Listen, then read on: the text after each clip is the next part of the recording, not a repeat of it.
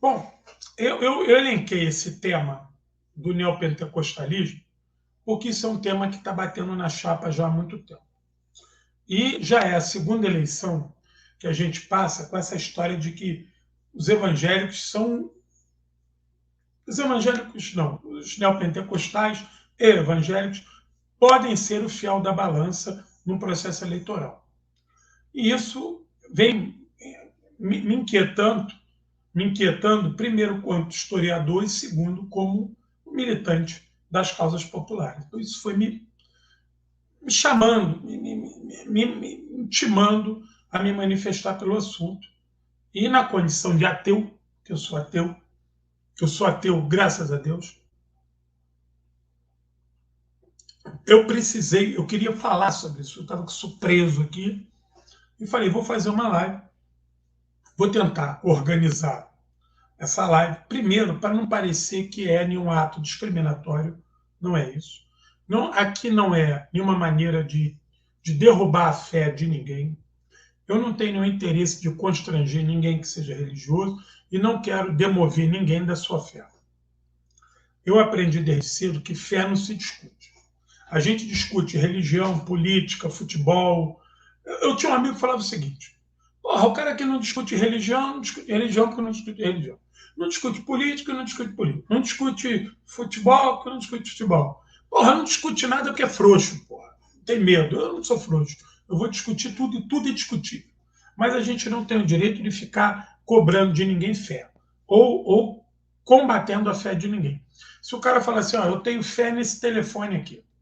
Toda vez que eu olho para esse telefone, eu me sinto bem. Porra, quem sou eu para falar que ele é maluco ou que não tem nada disso? Porra, o sentimento é dele, o telefone é dele. Então, isso, isso me lembra na época, não sei se vocês lembram, que vendia umas pulseiras de borracha 71, uma dava energia positiva, outro deixava alegre, outro deixava ansioso. Cada pulseira tinha um nome desse. Tinha um bando de otário que comprou isso, botava no pulso, e eu estou me sentindo melhor com essa pulseira. Depois a empresa, acho que ela lá no Canadá, foi obrigada a dizer que as pulseiras não tinha nada disso, era só conversa fiada 71. Mas a pessoa comprava a pulseira e se sentia bem. Como é que eu ia falar para ela? Não, tudo mentira, tu não está se sentindo. Então, a nossa discussão hoje ela não é religiosa, ela é política. E por que ela é política? Porque de um determinado tempo para cá, algumas seitas neopentecostais passaram a agir como partido político e a disputar a seara política. Se vieram discutir política e debater, eleger e ser eleitos, então estão passíveis de crítica. Eu não vou aqui falar de nenhuma outra religião, porque eu não conheço nenhuma outra religião no Brasil que esteja fazendo esse tipo de movimento. Eu não estou vendo os budistas participarem de nada disso. Então, eu não vou fazer live sobre Buda, sobre os budistas. Eu não estou aqui para falar do Hare Krishna. Eu não estou aqui para falar daquela turma que tomou a chaka lá, o Santo Daime. Eu não estou aqui para falar disso.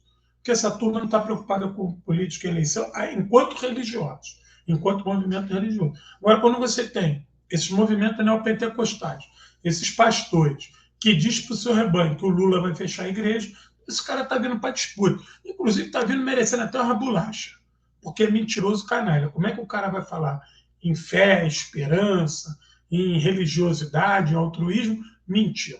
Então, já começa que, sem dizer que adora tomar dinheiro dos outros. Vive nababescamente, enquanto o seu rebanho vive na miséria. Mas vamos lá.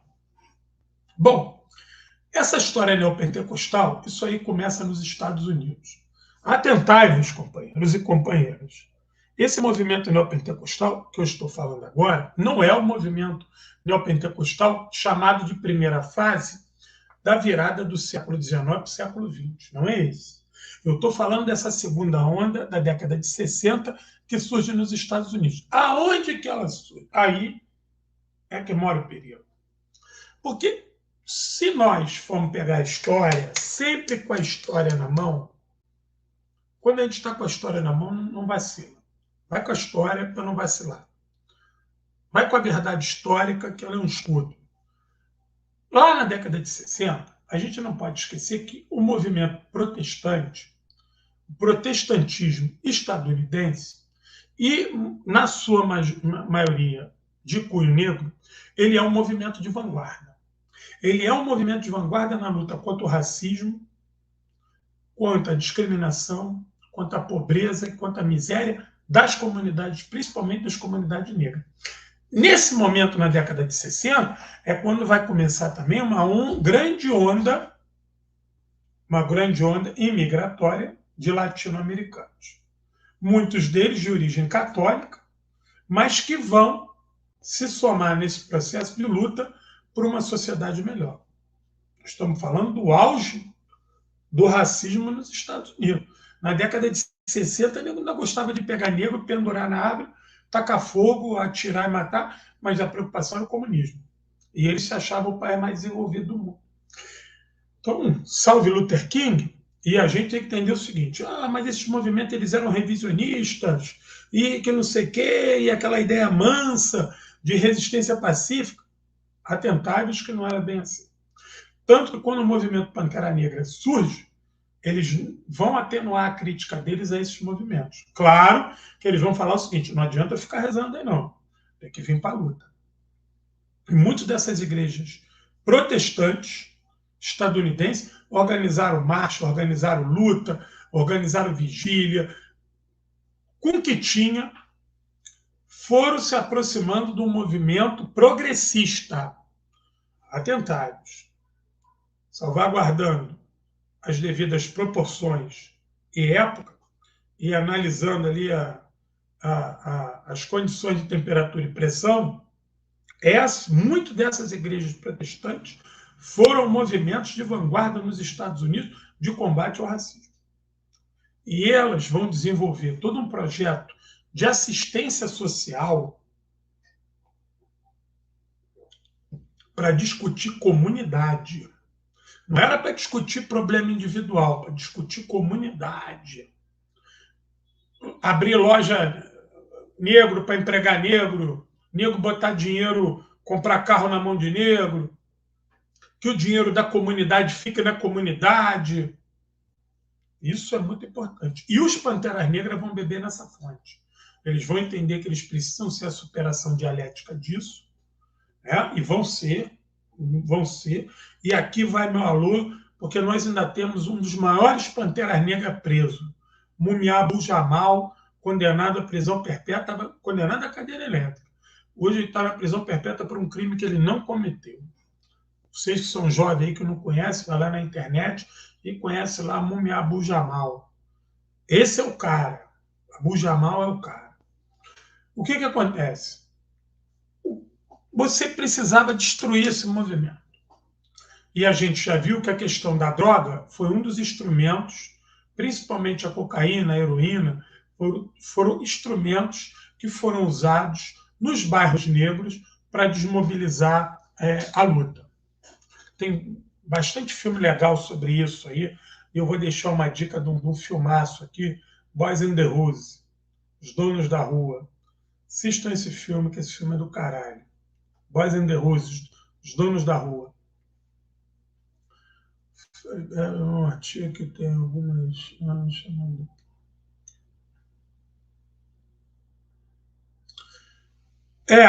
Felipe, eu vou falar isso aí. O que acontece? Então, o governo americano, percebendo que toda aquela movimentação coletiva dos protestantes estava caminhando para uma radicalização. Porque ninguém é radical porque nasce radical. Quem nos radicaliza é a vida.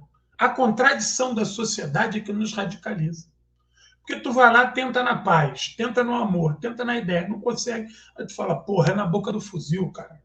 É que nem Mao Tse-tung fala. A democracia passa pela boca do fuzil, rapaz. Porque quem dá o primeiro tiro não somos nós, não são eles. Todo dia tem notícia de ataque a índio. Morreu um índio de 14 anos. Todo dia morre uma criança na favela do Rio de Janeiro. Todo dia morre um pobre na periferia do Brasil na mão de polícia. Quem dá o primeiro tiro são eles. A gente só é taxado de violento, mas não somos violentos, não. Não somos violentos, não. Pelo contrário. O Brasil é um país violento causado pelas polícias e pela elite. Porque pela miséria e pela fome que a gente passa, a gente é muito manso. A gente é muito calmo e muito tranquilo. Que a opressão que a gente passa, a gente reage muito pouco. Muito pouco. Um país que teve milhões de escravos e que o extermínio índio não cessa, a gente é muito manso. A gente acredita realmente nessa conversa fiada de paz e amor. Então a burguesia não pode falar, os pobres são violentos. Não, não pode falar isso da gente, não. Pelo contrário. Nós estamos só morrendo. A gente não mata ninguém, a gente só morre. Voltando para os Estados Unidos, o que a CIA vai fazer?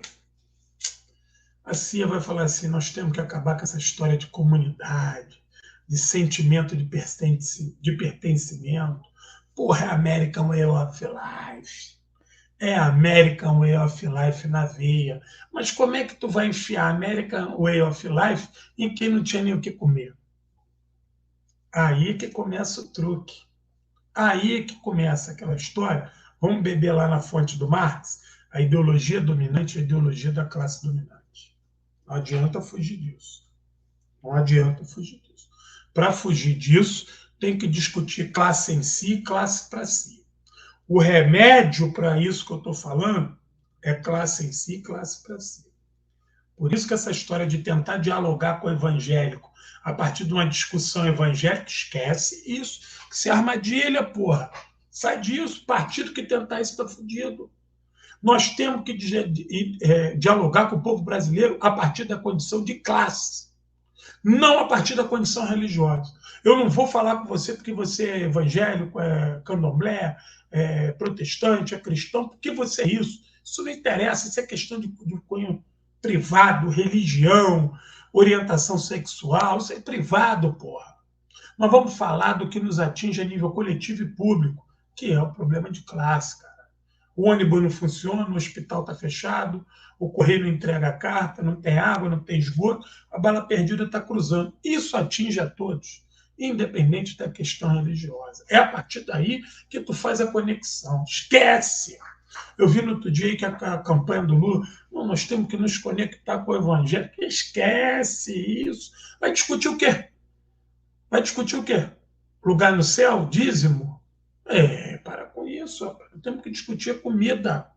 Temos que discutir água para tomar banho, sabonete, água encanada.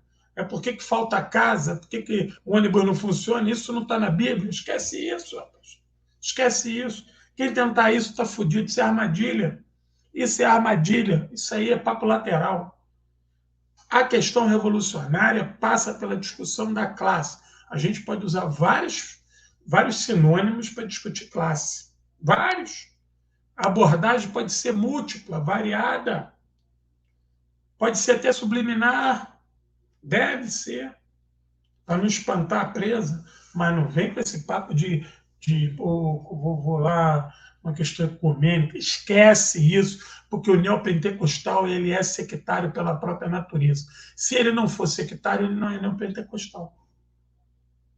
Então não adianta você ir lá tratar de questões sine qua non, se você não tem anteparo para isso. Tu chega lá, o cara fala assim, não quero saber disso, quero rezar aqui, pagar o dízimo e esperar chegar minha hora de pegar o elevador da ascensão social.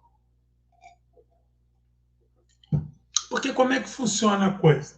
A coisa funciona o seguinte, o cara está ali, o cara fuma, cheira, bebe e gasta dinheiro no jogo. Aí ele vai na igreja, o cara fala para ele, para com isso tudo que Deus vai te abençoar. Aí a vida dele melhora. Não melhora, ele para de gastar dinheiro uma porrada de coisa. Mas não foi Deus que melhorou a vida dele. Foi ele que mudou de comportamento. Aí ele vai atribuir que ele mudou de comportamento por causa de Deus. E aí isso retroalimenta num círculo vicioso. Então a gente não tem que entrar nessa discussão. Essa discussão não é nossa. A nossa discussão é, meu irmão, tu tem casa própria, está pagando aluguel, tem plano habitacional, o governo não constrói casa para o pobre, o ônibus não funciona, o trem não funciona, o posto de saúde está funcionando, tem asfalto na tua rua, tem vaga para o teu filho na creche. Isso atinge a todos, independente do credo. Então esquece isso. Bom,